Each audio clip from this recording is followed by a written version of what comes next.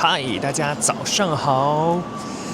我今天呢在杭州，那我现在是刚刚到杭州东站，我准备叫一个车，因为这边离市区其实不太远，我今天的第一站呢可能会在河坊街，还有南宋御街。不过现在已经有点饿了，现在是中午，所以我要赶快去吃一个当地的名小吃。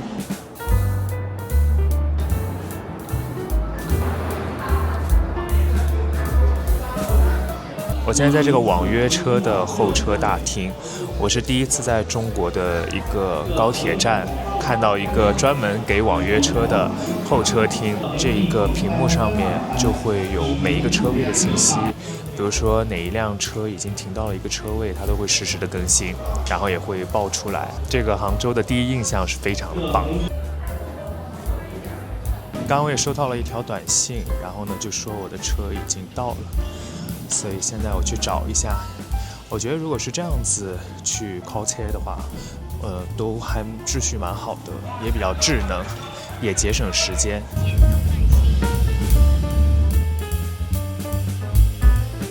我现在已经到了这个叫中山南路，然后它是在南宋御街还有河坊街附近。不过因为我在这边呢查到了一间非常有名的米芝莲餐厅，所以就想过来尝尝看。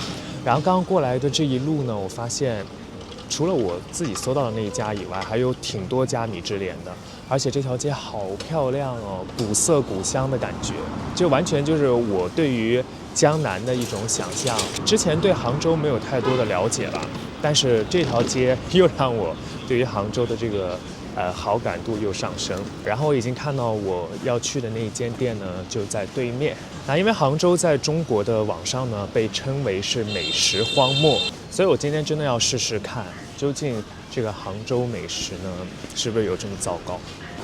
就是这一间叫盼芳春煎饺，哇，人超多啊！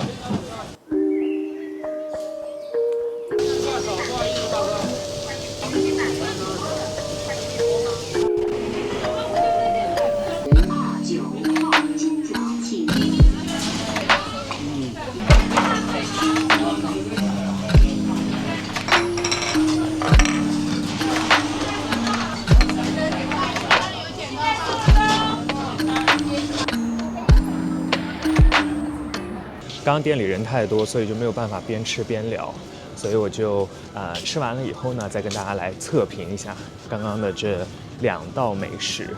那一个呢就是煎饺了，其实煎饺是一个蛮普通的食物在中国，但是我觉得他家做的比较有趣的点在于，它的那个煎饺的底呢，就黑黑的那个面是很脆的，但是它上面的饺子皮全部都是那种很软的。所以我不知道是怎么做成的啦，因为我以前吃的这种煎饺，通常都是一整个都是脆脆的、硬硬的。那另一个呢，就是咸豆浆。我觉得这个咸豆浆呢，跟我前段时间在芜湖吃的那个相比的话，没有让我那么惊艳。因为它这个豆浆呢，它虽然不甜，可是也没有什么其他的感觉，就是很平庸吧。那其实刚刚大家听我讲呢，就知道我其实吃的不多。为什么吃那么少？不是因为我不能吃，而是因为我留着我的肚子，想来的另一个地方尝当地的一道非常有名的小吃，而且是我以前从来没有听过的，叫做葱包烩。看它的外形呢，我都完全没有见过，而且我这在网上呢也都是这一次搜杭州美食才有搜出来。所以这个我是一定要试的，但我又觉得它的个头比较大，所以我就留着肚子给它。但是我刚刚一看地图，发现我的位置完全走反了，我现在已经走到了南宋御街，所以就临时决定就先逛一下，然后呢再去找。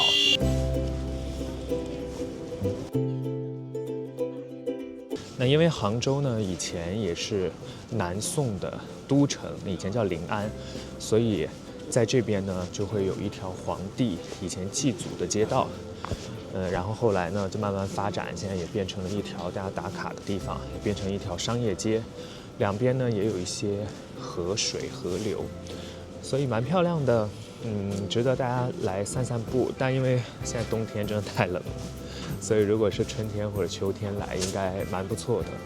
南宋御街南边一点的部分呢，我感觉更加的繁华一些。它的小巷子更多，然后人也更多，开的店铺也越多。我现在决定先离开这条街，因为我的脑海里不停地在跟我说葱包烩，葱包烩，葱包烩，所以我现在准备先直奔葱包烩。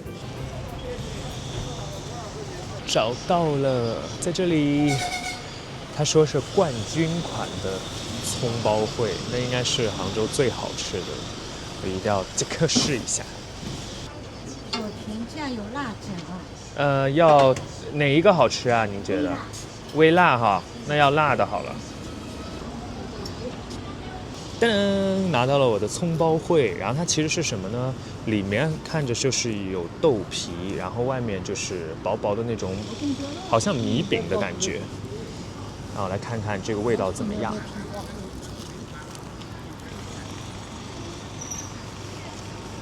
蛮意外的，它里面那个豆干有一点甜甜辣辣的，然后外面的饼皮呢又不是那种特别脆，是有一点点嚼劲的饼皮。真的很有特色，但里边一点菜都没有。我本来以为它是有菜嘛，那这个葱跟这个有什么关系呢？我刚突然就知道为什么它叫葱包烩了，它里面有葱。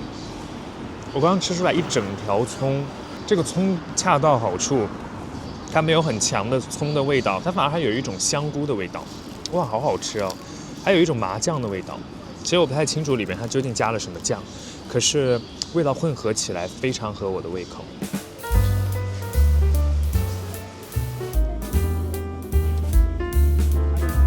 现在呢，就又回到了南宋御街附近的一条巷子，来找一个铁手咖啡，也是我朋友推荐的，说这个也是杭州很有名，包括在整个亚洲都很有名的一间咖啡厅。我搜了一下，发现它是一个全国连锁。这个店面太普通了，导致刚一下走错过了。哇，它这个门头超可爱的。它现在这个还在铺设，所以不能踩，要踩着这个上面过去。你好。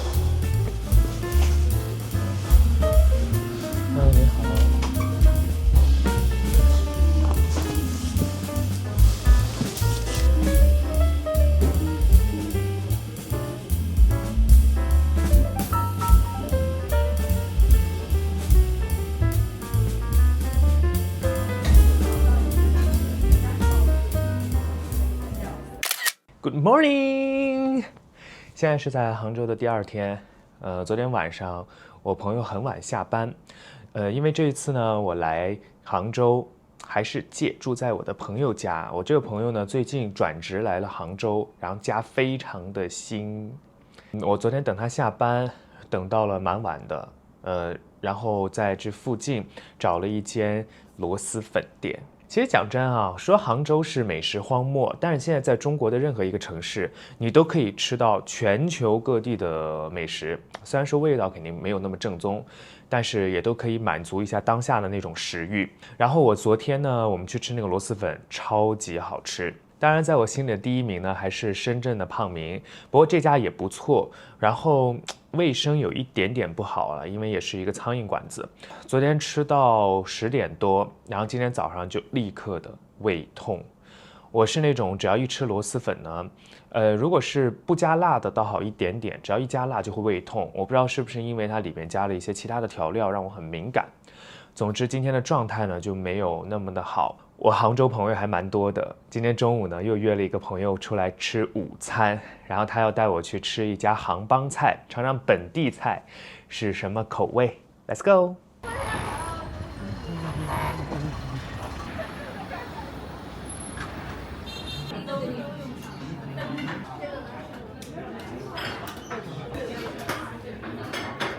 刚点了最具有杭州特色的一些菜，然后带大家来看一看。这边好像甜品都会很早上，然后呢，我本身点的是一个米糕，可是呢是阴差阳错，然后变成了一个冰淇淋的舒芙蕾。但是我看它的卖相不错，所以就想试试看。然后这个就是一个鸡汁笋这个是什么啊？一鱼两吃是吗？对。啊，然后这个就是西湖醋鱼的2种吃法，它上面写的是海鲈鱼。这个应该是清蒸，然后那个就是醋的，然后另外还有就是西湖牛肉羹。其实在中国的很多地方都能吃到西湖牛肉羹，不知道什么原因了，但总之它就冠以这个名，所以我觉得在这边吃的应该是最正宗。然后另外还有一个是香酥鸭，这个卖相看着好像很好吃的样子。刚来的这个叫龙井虾仁，整个就像喝茶一样，我还不知道吃法，等会我要问问看。我刚刚问了一下，它这个龙井虾仁呢，我本来以为是要泡在茶里喝，泡在茶里吃，但是呢，其实它这个杯子是用来喝茶，然后这个是浙醋嘛，就是在香港大家都看到那些红色的醋，就是来源于浙江。然后另外就是虾仁啦，虾仁就可以配着这个红色的醋一起吃，等会儿试试看。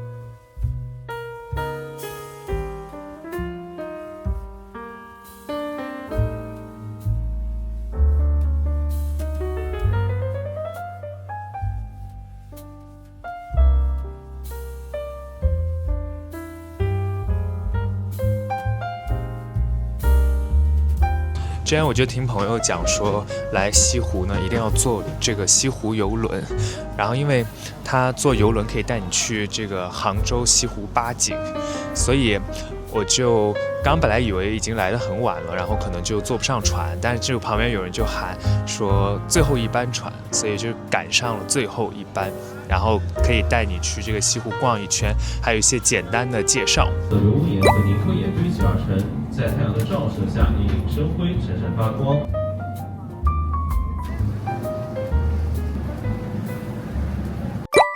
Good morning， 早上好。今天是在杭州的第3天，然后我今天下午呢就要坐高铁回去了。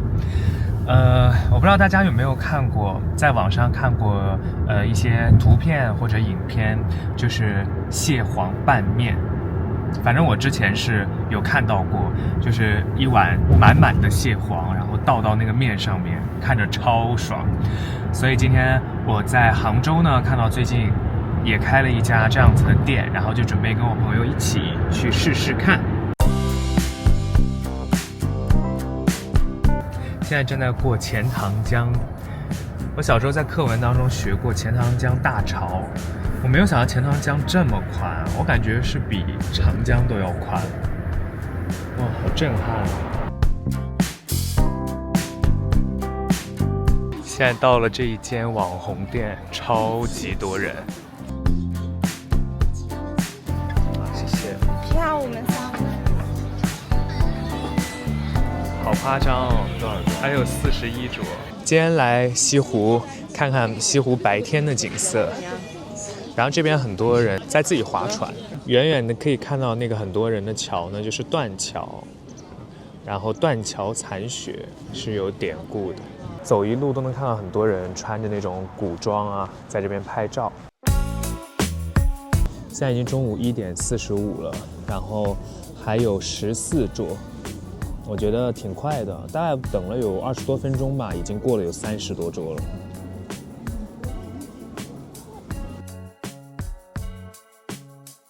它这个外面展示的糖水都是真的，然后还会吸引到蜜蜂。终于等到我们，在这边。对，可以。有没有室内啊？没有室内是吧？好，那室外吧，谢谢。它现在人超级多，所以只能坐在室外。但是我看到网图的话，室外也蛮漂亮的，所以不能再等了，已经2点了。它室外就是这种小庭院的感觉。然后现在中国不都是手机点餐嘛，所以给大家看看它的这个价格。如果是这种叫蟹黄面或者蟹黄饭的话呢，就是138一份。蟹全宴它里面可能就还有虾啊等等之类的，蟹肉啊，就是338。但它是可以2个人吃的好像是比上海的要便宜一些。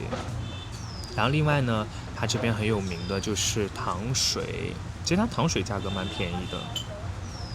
那他刚刚在门口有拍到的这个雷峰塔的洞洞呢，就是28，所以大家也可以看看有没有必要去点，或者说只是在门口拍拍就好。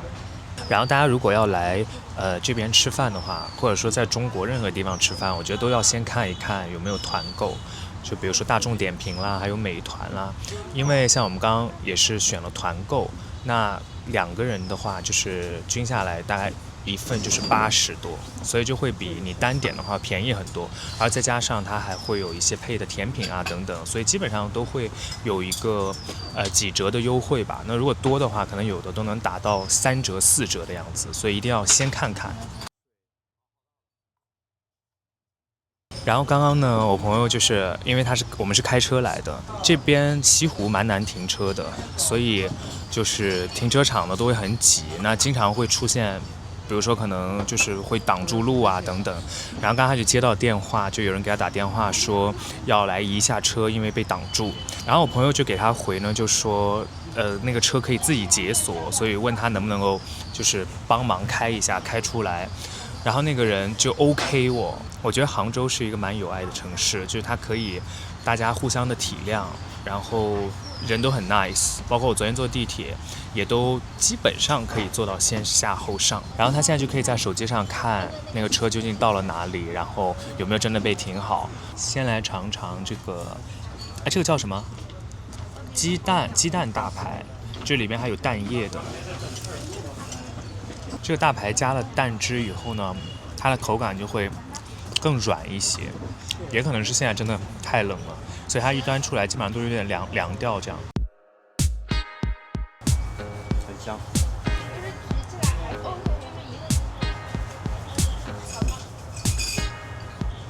单独试一下这一个蟹黄，它的蟹肉很 Q 弹的那种感觉，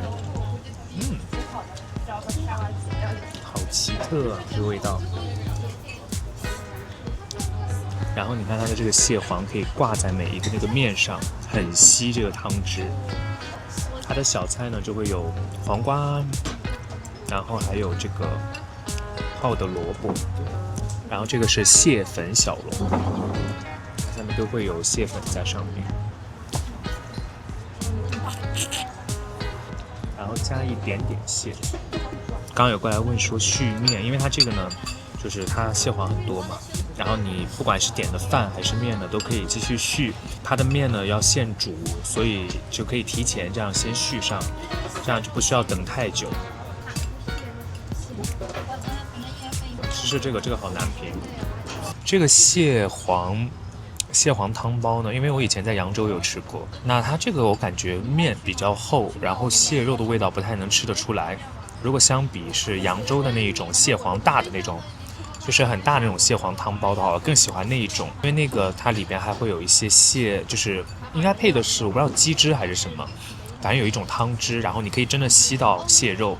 然后我朋友点的是蟹黄饭，所以我也找他弄了一点点过来，然后尝一下饭跟面哪一个拌的更好吃。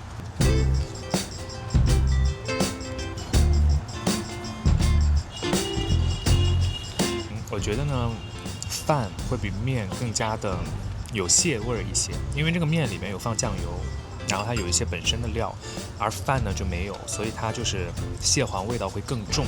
然后如果是面的话，就是面的味道也会有一点点抢，综合的味道。所以如果是真的想去吃蟹味的话，可能还是饭会更加合适一些。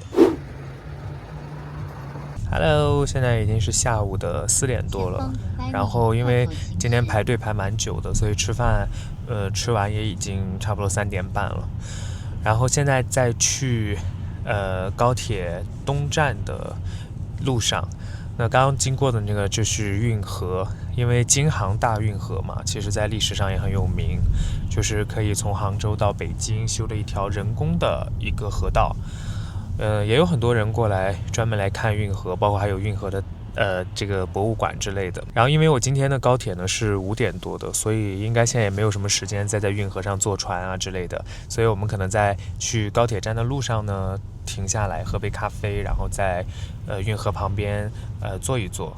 那其实我这几天呢对于杭州的整个规划我还蛮喜欢的，因为它的树非常的多。虽然说现在是冬天，现在只剩下了树枝，但是可以想象到等到在春天或者到夏天的时候呢，这边应该是非常漂亮的，整个城市应该都是被绿色给环绕。其实在中国现在这样子的园林城市呢已经越来越少，因为要发展工业啊，然后要发展城市的规模啊等等，所以我觉得我对于这种绿色呢还是蛮珍惜的。我们在运河旁边找到了一个咖啡店，然后也是那种古色古香型，一个橙 C 美式，一个美式。好的。对，都要热的啊，不要冰的，没事。我要热的。好的。